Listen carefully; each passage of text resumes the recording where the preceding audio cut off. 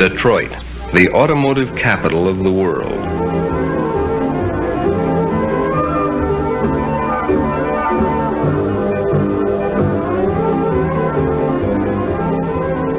Half a mile of asphalt, a quarter mile to race on and a quarter mile to slow down in.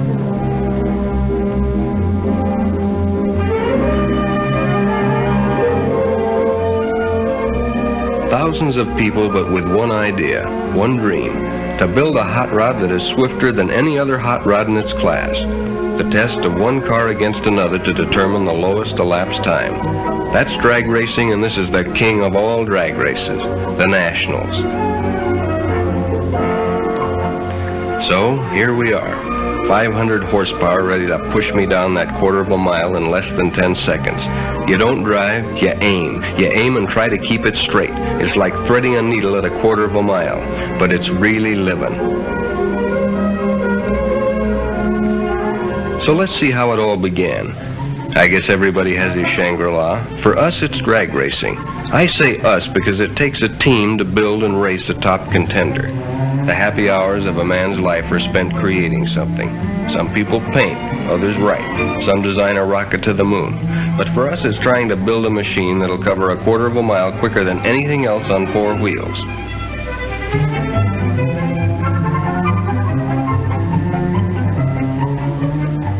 Lefty and Tom are high priests in our temple. Lefty works in electronics and Tom's a mechanic.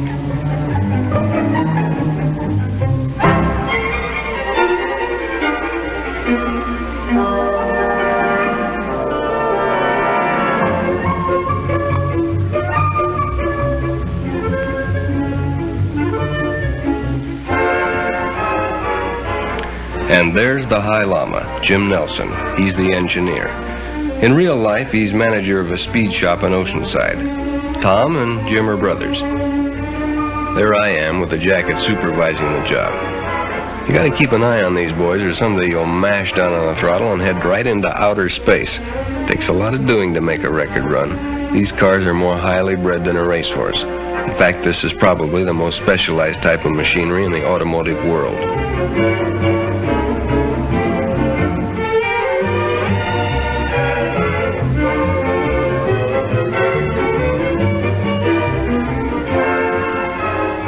When we head out for a big race like the Nationals, we take along enough spare parts to rebuild the engine as many times as we have to.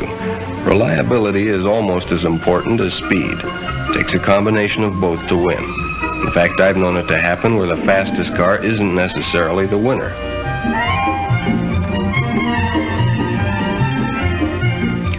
There's at least one chowhound in every group. Nick was ours.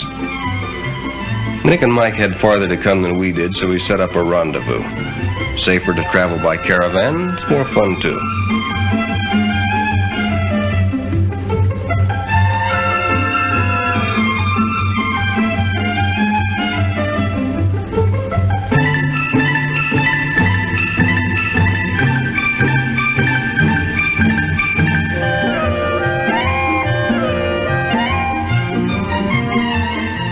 We hadn't been able to get together because of the hectic weeks of work that always precede a big meet. So there was lots to talk about.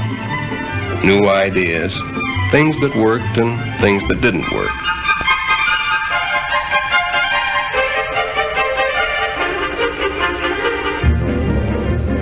The Dragliner was our last year's winner. Nick purchased it when we built the Dragmaster.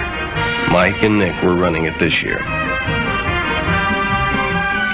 It's a long haul from California to Detroit, so Lefty broke up the powwow and we got underway.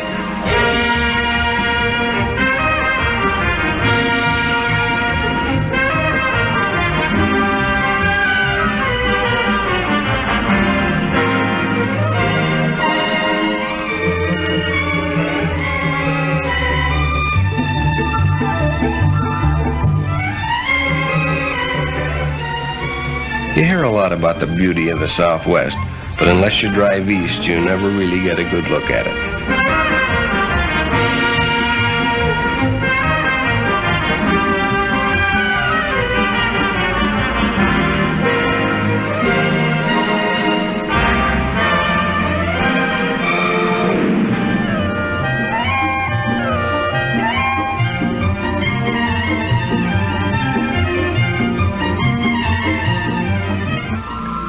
found a great barbecue place in Amarillo, and of course Nick was the first one in and the last one out. You wondered where he put it all until you looked down and saw those size 14 shoes.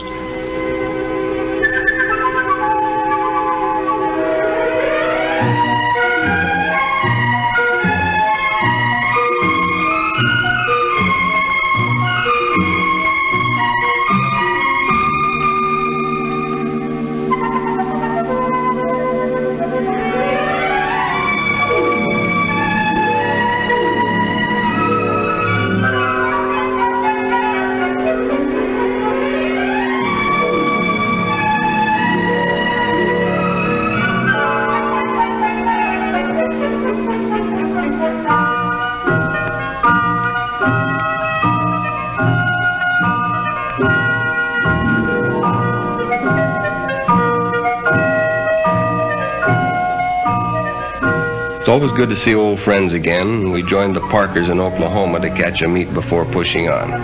Give us a chance to work out the bugs and get the cars in top tune before arriving at the Nationals.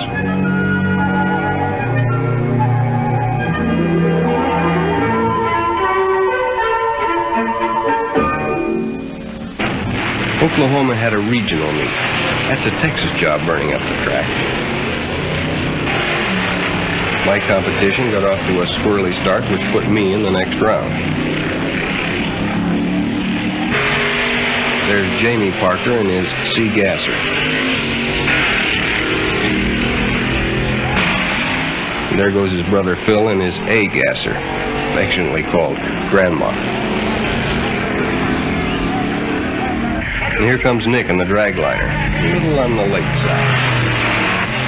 Lady Luck was riding on my shoulder all day.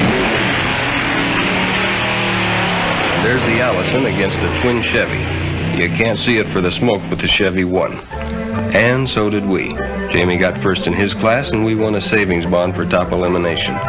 And could we use it?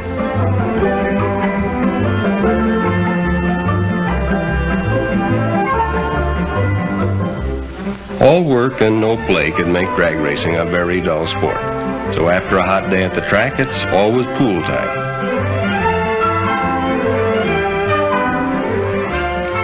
By the time we left Oklahoma, we had quite a caravan.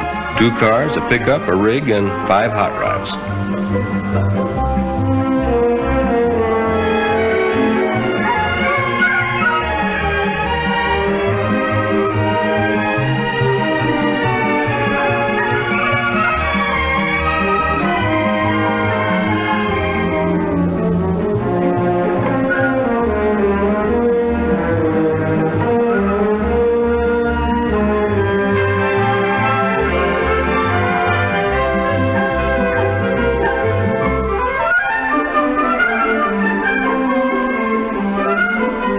When we got to St. Louis and crossed the Mississippi, the weather began to look a little on the threatening side.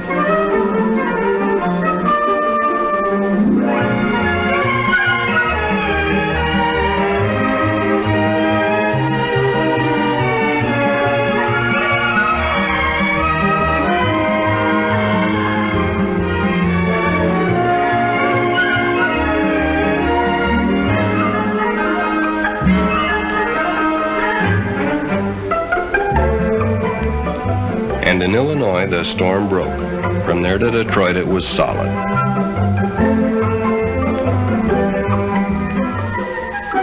Following day, the sun came out and everybody took a deep breath.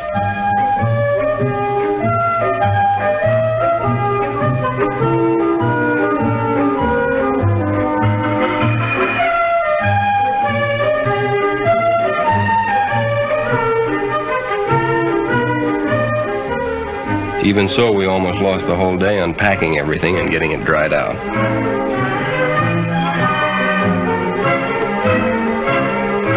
Then we had the car to clean up and get ready for technical inspection the next morning.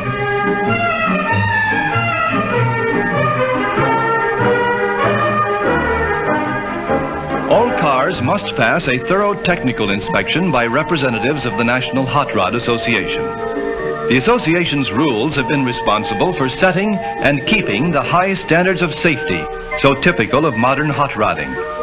Classes are divided according to body types, engine size, and weight of car. This affords a wide variety of creations for hot rod enthusiasts to develop.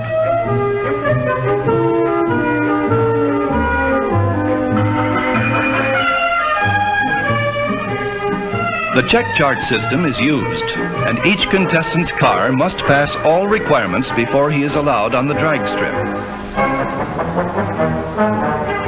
This often creates some lively discussions. Weighing in is always a critical moment.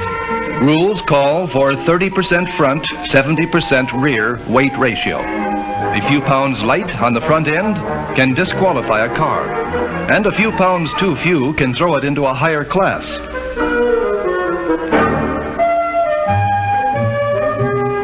After technical inspection, the crew transports the car to the pit area, where a thorough tune-up is done before their first run.